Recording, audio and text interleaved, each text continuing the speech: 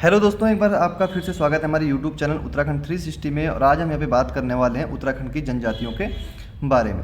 तो उत्तराखंड की जनजातियों पे इससे पहले मैंने कोई वीडियो बनाया नहीं था, काफ़ी अभ्यर्थियों की डिमांड थी। पीडीएफ मैंने भले ही उपलब्ध करवा दी थी आज से लगभग 1-1.5-2 साल पहले। तो थोड़ा सा जनजातियों पे आज हम डिस्कस करने वाले हैं और थोड़ा सा हम इसके बैकग्राउंड में जाना चाहेंगे। पहले ज़्यादा डीप में नहीं लेके जाऊँगा आपको, जहाँ से एग्जाम में प्रश्न बनने के सबसे ज़्यादा चांसेज हैं वहीं पर हम क्या करेंगे, चर्चा करेंगे। तो देखें, अगर हम आपने जौनसार बाबर क्षेत्र का नाम सुना होगा, जौनसार बाबर क्षेत्र, तो इसी क्षेत्र में क्या है, ये जनजाति मुख्य रूप से पाई जाती है, जौनसारी जनजाति। और जो ये क्षेत्र है कहाँ पड़ता है, देखिए आपने चक्राता तहसील का नाम सुना होगा।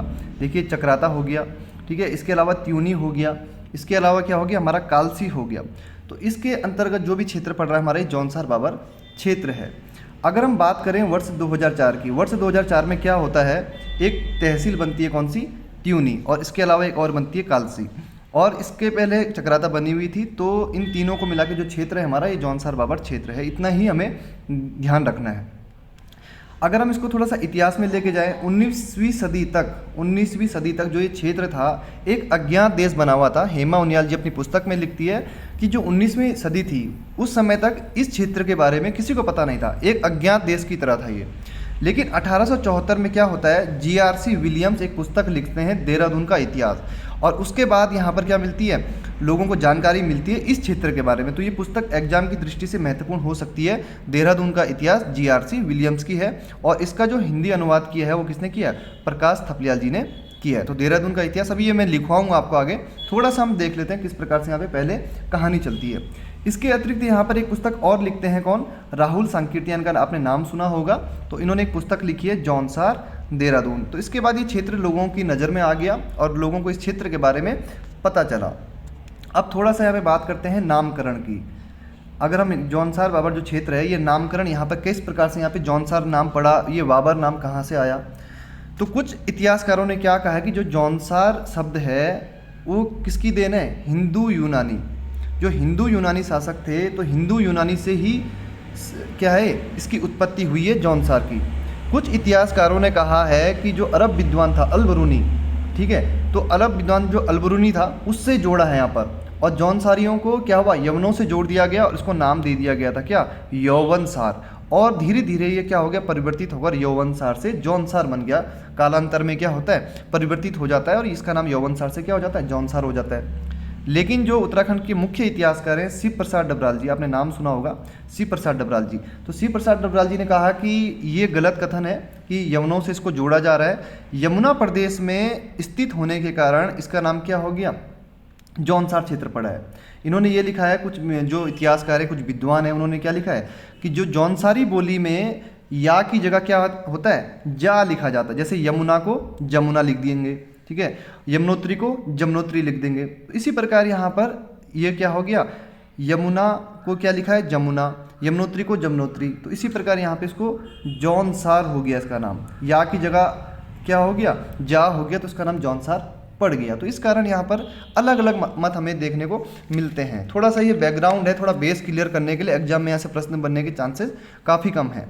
अब हम बात करते हैं जौनसार का हमारा हो गया, बाबर का हम देखते हैं कि कैसे यहाँ पे बाबर जो क्षेत्र है ये क्यों यहाँ पे बाबर का नाम आया। एक आपने नदी देखी होगी दोस्तों, पावर नदी, ठीक है, पावर नदी हिमाचल से आती है और टोंस में मिल जाती है त्यूनी में। तो त्यूनी में ही पावर नदी किस में मिलती है, टोंस में मिलती है। तो इस पावर नदी से ही क्या हुआ है, इस बाबर शब्द की यहाँ पे उत्पत्ति हुई है, ऐसा इतिहासकारों का मानना है। और अगर हम बात करें कि क्षेत्र पहले कहाँ पड़ता था, समय समय पर देखेंगे हम। सबसे पहले तो कहाँ था, एक गढ़वाल में आता था, किसमें, गढ़वाल में आता था। लेकिन 1803 में क्या होता है दोस्तों, गढ़वाल पे गोरखों का अधिकार हो जाता है 1803-4 के आसपास। तो और गोरखों के जब यहाँ पे अधिकार हो जाता है तो वो सिरमौर के राजाओं से भी युद्ध लड़ते हैं। सिरमौर क्या है, हिमाचल प्रदेश का एक जिला है। तो जब वो सिरमौर के राजाओं से युद्ध लड़ते हैं तो कुछ समय तक जो ये क्षेत्र है, जौनसार बाबर वाला क्षेत्र है, जो ये क्या रहा, सिरमौर के राजाओं के कब्जे में भी रहा। लेकिन जब 1815 में यहाँ पे अंग्रेज आते हैं और गोरखों को हरा देते हैं तो वो क्षेत्र फिर अंग्रेजों के पास चला जाता है। बस इतना सा थोड़ा सा आपको हम डिटेल में देखना है, बाकी हम डायरेक्ट वन लाइनर फैक्ट के रूप में हम इसे पढ़ने वाले हैं। तो जनजातियों में हम सबसे पहले पढ़ रहे हैं आज जौनसारी, फिर भोटिया, राजी, बोक्सा, Tharu. Direct one liner fact है, 1967 में इनको अनुसूचित जनजाति का दर्जा मिला, ठीक है। अगर हम संविधान की दृष्टि से देखें तो 342 में, आर्टिकल 342 में अनुसूचित जनजातियों का जिक्र मिलता है। 41 में क्या है, अनुसूचित जातियों का जिक्र है, अनुच्छेद 41 में। जौनसारी जनजाति की अगर हम बात करें मुख्य रूप से देखिए कहाँ है ये, देखिए कालसी में है, ठीक है, कालसी में है, त्यूनी में है, चक्राता में है और देहरादून में। देहरादून में देखिए 95% लोग जौनसारी लोग कहाँ रहते हैं, देहरादून में रहते हैं। तो ये जरूर आप ध्यान रखेंगे। और अगर हम पूरी टोटल बात करेंगे कितनी पट्टियों में विभाजित है तो ये जरूर आप लिख लीजिएगा 39, ठीक है, 39 पट्टियों में और 358 गाँवों में ये विभाजित है। ऐसे प्रश्न एग्जाम में बनने नहीं चाहिए, लेकिन देखिए बन जाए तो आपको वन लाइनर के रूप में याद रखने चाहिए। तो कालसी की अगर हम बात करें तो ये मुख्य क्षेत्र है, कालसी हो गया, त्यूनी हो गया, चक्राता हो गया और देहरादून हो गया। कालसी के ओल्ड नेम मैंने लिखा है यहाँ पे प्राचीन नाम, खलतिका, कालकूट, युगसैल और कुलुन। देखिए अगर हम भारतीय इतिहास की तरफ देखेंगे तो वहाँ पे एग्जाम में प्रश्न बने हैं कई बार कि कालसी के प्राचीन नामों से संबंधित। तो कालसी के प्राचीन नाम भी आज जरूर ध्यान रखें, खलतिका, कालकूट, युगसैल और कुलुन। इसके बाद आते हैं दोस्तों हम प्रजाति पे। अगर प्रजाति की डायरेक्ट बात करें तो मंगोल प्लस डोमो प्रजाति का यहाँ पे मिश्रण है, डायरेक्ट आपको इतना याद रखना है।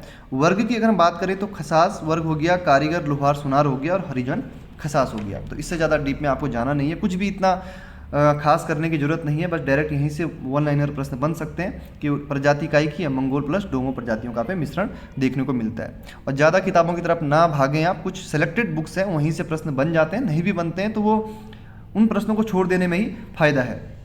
अगर हम इनके होम की बात करें, घर पत्थर प्लस लकड़ी का बना होता है, कुछ महत्वपूर्ण नहीं है, ऐसे प्रश्न एग्जाम में ना के बराबर हमें देखने को मिलते हैं।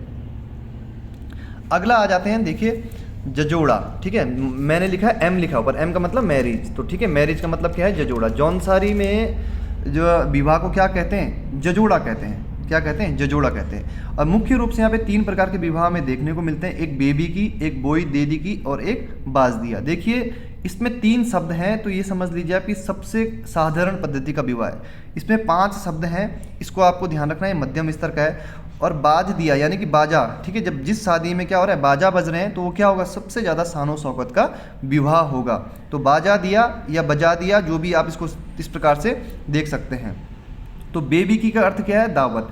तो कुछ ज़्यादा डिटेल में नहीं लेके जाऊंगा आपको, बस बेबी की, बोई दीदी की और बाज दिया आपको ध्यान रखना है। महत्वपूर्ण रहेगा बाज दिया विवाह, क्योंकि ये सर्वाधिक शानो शौकत का विवाह है। एक चीज़ मैं आपको और बताना चाहूँगा, देखिए जो भी हम ये चीज़ें पढ़ रहे हैं केवल एग्जाम की दृष्टि से पढ़ रहे हैं, इनमें से कई ऐसी परंपराएं हैं जो हमें देखने को नहीं मिलती है, केवल एग्जाम के दृष्टि से हम इसको देख रहे हैं। अब थोड़ा देख लेते हैं जौनसार बाबर। देखिए जौनसार बाबर एक सांस्कृतिक, आर्थिक एवं सामाजिक अध्ययन में एक पुस्तक है। ये रतन सिंह जौनसारी जी ने ये पुस्तक लिखी है और लिखा है कि जौनसारी भाषा में जजोड़ा विवाह को कहते हैं, जो जोड़ा उस भगवान ने बना दिया है, जो जोड़ा उस भगवान ने बना दिया है। और मैरिज के पूर्व यानी कि विवाह के पूर्व कन्या को क्या कहा जाता है, ध्यांति या ध्यंति कहा जाता है। और मैरिज के बाद, विवाह के बाद कन्या को क्या कहा जाता है, रयांति कहा जाता है। ये शॉर्टकट में लिखा है मैंने, ताकि समय बच जाए। आप भी इस प्रकार से नोट्स बनाइए, वो बेहतर रहेगा आप सभी के लिए।